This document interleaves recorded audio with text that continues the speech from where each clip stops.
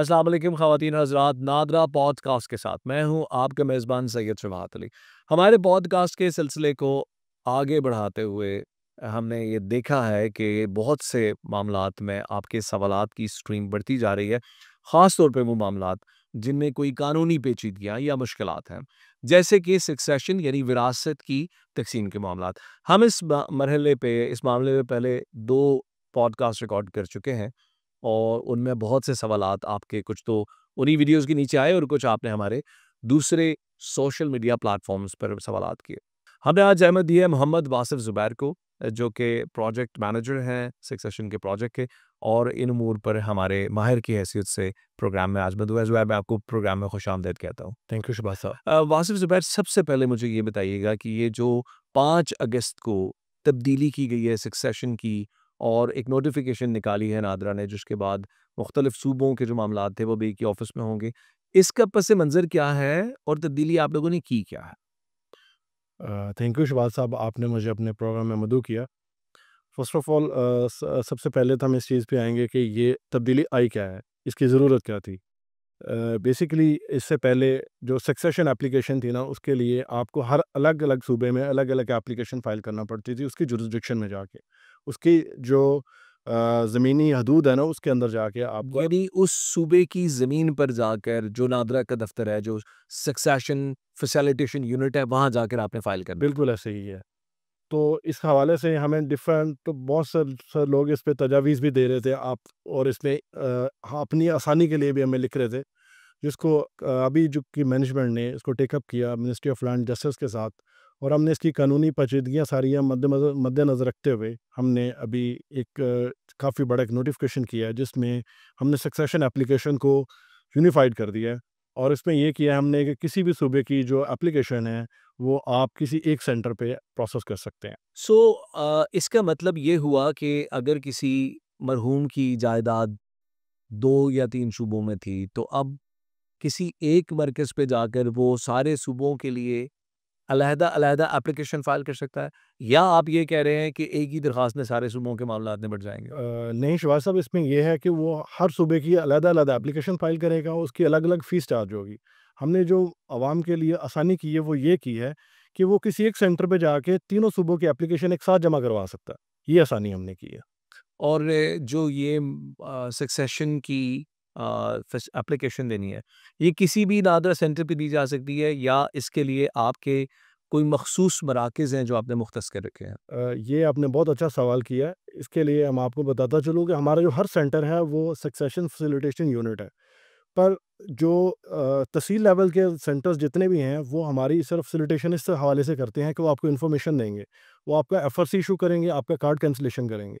Then application process करने के लिए हमारे हर डिस्ट्रिक्ट लेवल पे एक ज़िले लेवल पे हमने एक सेंटर नॉमिनेट किए हुए हैं। वहाँ पे आप एप्लीकेशन जो है ना सबमिट यानी कर सकते आप हैं। ये कहना चाह रहे हैं कि अगर हमें मालूमात लेनी है, तो मालूमात लेने की हद तक तो नादरा के तमाम मराकज़ से मालूमात मिल जाएँगी। बिल्कुल ऐसे ही है। लेकिन अगर दरख़्वास्त जमा करानी है, तो ज़िलई सतह पे आपका जो दफ़्तर है, उधर ही जाकर ये जमा कराई जा सकती है। बिल्कुल ऐसा ही है, और इसकी जो इन्फॉर्मेशन है, इसकी जो तफ़सील है, वो हमारी जो वेबसाइट है succession.nadra.gov.pk, इस पे भी हमने सारी इन्फॉर्मेशन डाली हुई है।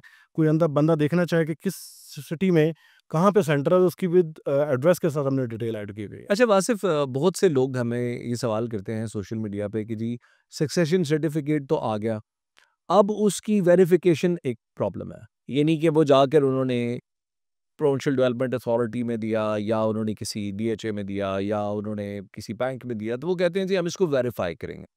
ये वेरीफ़ाई का तरीक़ाकार क्या है और इसमें कितना वक़्त लगता है और कैसे एक एप्लीकेंट को पता लगता है कि उसकी जो डॉक्यूमेंट है वो वेरीफ़ाई हो चुकी है? शहबाज साहब, ये एक ऐसा सवाल है जो हमें बहुत ज़्यादा हिट करता है, और इस पे एप्लीकेंट हमें बहुत ज़्यादा डिफरेंट कंप्लेंट्स भी करते हैं, ईमेल्स भी करते हैं, और हम उनको उनके लिए आसानी के लिए हम उनको इसका वे आउट भी बताते हैं। बेसिकली ये है कि सक्सेशन वेरिफिकेशन जो है ना, हमारा एक पोर्टल है वेरिफिकेशन का, id.nadra.gov.pk, जो पाक आईडी का वेब पोर्टल है। id.nadra.gov.pk, जी, ये आपका एक वेरिफ़िकेशन का पोर्टल है। वेरिफिकेशन का पोर्टल है। इसके अंदर वेरिफिकेशन की सर्विसेज अवेलेबल है। इसमें आप यूज़र आईडी बनाते हैं, और उसके बाद उसको लॉगिन करते हैं, और देन आप उसमें अपनी डिटेल डालते हैं, जो आपका सर्टिफिकेट नंबर है, डेट ऑफ इशू है, वो डालते हैं। देन सिक्योरिटी के लिए हमने किसी एक लीगल एयर का सीएनएसई मांगते हैं कि चेक करना चाह रहे होते हैं कि ये वही बंदा कोई और तो नहीं है, कोई फेक बंदा तो नहीं, उसको वेरीफाई करना चाह रहा।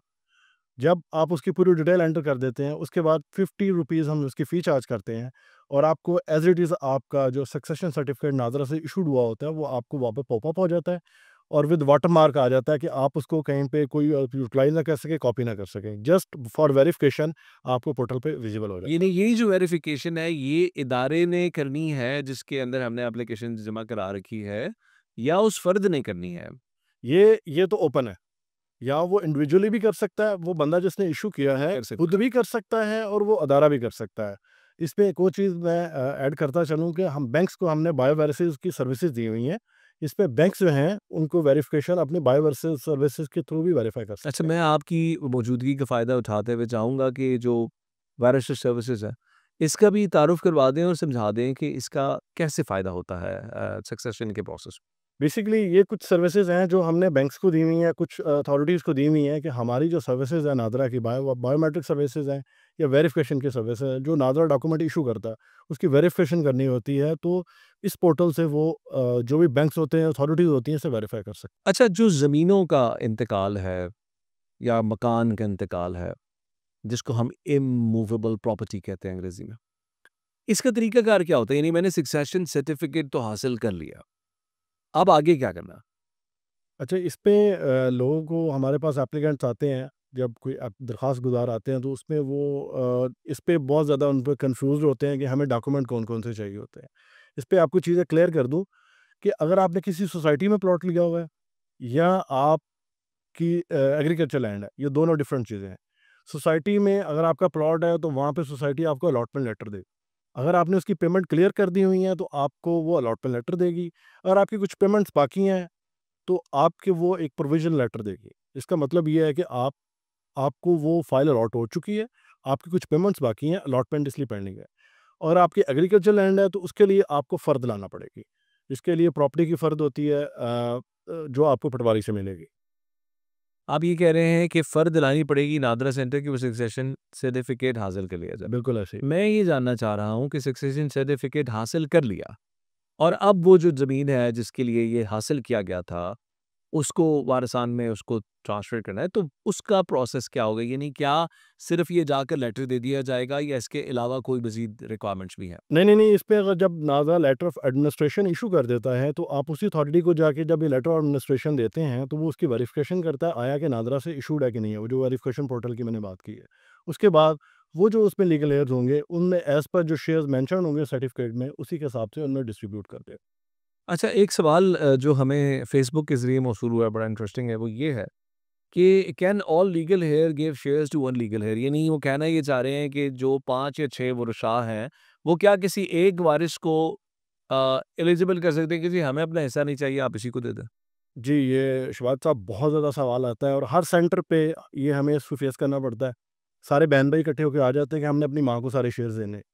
हम उनको बताते भी हैं और मैं आपके तवज्जुह से भी ये बताना चाहता हूँ कि नादरा सिस्टम में ऐसा कुछ भी सिस्टम नहीं है। नादरा सिस्टम में आपके जो शेयर्स होंगे एज़ पर मुस्लिम पर्सनल लॉ, जो भी इनका लॉज़ है, पर्सनल लॉ जो भी उनका होगा उसी हिसाब से हम डिस्ट्रीब्यूट करेंगे। आफ्टर डिस्ट्रीब्यूशन जो नादरा डिस्ट्रीब्यूट कर देगा, उनमें शेयर डिस्ट्रीब्यूट कर देगा, उसके बाद वो अंडरटेकिंग दे सकते हैं, अपने शेयर सरेंडर कर सकते हैं कि हम अपने शेयर अपनी मदर के हक में सरेंडर कर रहे हैं। बड़ी खूबसूरत बात ये इन्होंने कही और मैं इसको एक दफ़ा फिर रिफ्रेज़ कर दूँ कि अगर किसी एक वारिस को सारे वुरसा मिलकर अपना हिस्सा देना चाह रहे हैं, तो नादरा ये नहीं कर सकेगी। नादरा जो आपके फैमिली रजिस्ट्रेशन सर्टिफ़िकेट में जो कॉम्पोज़िशन आ रही है, उसको आपके मज़हब या मसलक के एतबार से जो भी फ़ॉर्मूला है, उसके हिसाब से आपको सक्सेशन सर्टिफ़िकेट इश्यू कर देगी और वो सक्सेशन सर्टिफ़िकेट लेने के बाद बाकी वुरसा अगर चाहें, तो आपस में अरेंज करके एक स्टाम्प के ऊपर अपना सरेंडर जो है कर सकते हैं, अपना शेयर सरेंडर कर सकते हैं टू द पार्टी जिसको भी वो करना चाह रहे हैं, अपनी वालदा को या बहन को या भाई को। अच्छा, ये बताइएगा कि जो सक्सेशन सर्टिफ़िकेट है, अगर किसी शख़्स की पर्सनल नहीं, बल्कि उसके नाम पे कंपनी बनी हुई है या उसके नाम पे कोई बिज़नेस चल रहा है, उस सूरत में सक्सेशन सर्टिफ़िकेट कैसे हासिल किया जाए और कैसे काम करेगा? इस पे तो सबसे पहले शहबाज साहब देखना पड़ेगा कि वो कंपनी एसईसीपी में रजिस्टर्ड है कि नहीं रजिस्टर्ड है। अगर एसईसीपी में रजिस्टर्ड है तो एसईसीपी से उसका डॉक्यूमेंटेशन, उसकी रजिस्ट्रेशन हमें चाहिए होगी। फर्स्ट ऑफ ऑल हम चेक ये करेंगे कि वो ऑनरशिप का किसके नाम पे है। अगर उस बंदे के नाम पे ऑनरशिप है तो एसईसीपी का जो डॉक्यूमेंट है वो हमारे लिए अथेंटिक है सक्सेशन प्रोसेसिंग के लिए। देन उसके बाद कुछ आ जाते हैं हमारे पास केसेस कि उनके नाम पे बैंक अकाउंट्स हैं। अगर वो कंपनी के नाम पे बैंक अकाउंट्स हैं, फिर हम उसमें ये देखते हैं कि उस कंपनी के अकाउंट को मेंटेन कौन कर रहा था। उसका मेंटेनेंस सर्टिफिकेट इशू होता है कि फलां बंदा इस कंपनी के जो अकाउंट्स हैं उनको मेंटेन कर रहा था। उस मेंटेनेंस सर्टिफिकेट के बेस के ऊपर हम कंपनी के अकाउंट्स को जो है ना प्रोसेस करते हैं। बहुत अच्छी बात है। तो इसका मतलब ये हुआ कि अगर वो उन्होंने एससीसीपी से दस्तावेज़ात भी हासिल कर लिए हैं और बैंक अकाउंट जो मेंटेन कर रहा था वो फ़र्द भी अपनी तरफ से उस बैंक की डिटेल्स लेकर आ जाता है, तो फिर आपकी सक्सेशन का सर्टिफ़िकेट लेकर ये वापस एससीसीपी जाएँगे बिल्कुल, और उस कंपनी के भी एसेट्स की सक्सेशन कराएँगे। बिल्कुल ऐसे ही है। इसपे कुछ ऐसे भी कंपनीज़ होती हैं जिनके शेयर्स होते हैं। तो वो शेयर्स देखना पड़ेंगे कौन-कौन सी स्टॉक एक्सचेंज में वो शेयर्स जो है ना वो डिस्ट्रीब्यूट हुए हैं और किस-किस ने उसको बाय किए हुए हैं और किस तरह किस कंपोज़िशन के साथ वो शेयर डिस्ट्रीब्यूट हुए हैं। आपकी आमद के बहुत-बहुत शुक्रिया ख़वातीन हज़रात। हम इस गुफ्तगू के सिलसिले को जारी रखेंगे अपने अगले पॉडकास्ट में भी। तब तक के लिए इजाज़त दीजिएगा। अल्लाह हाफ़िज़।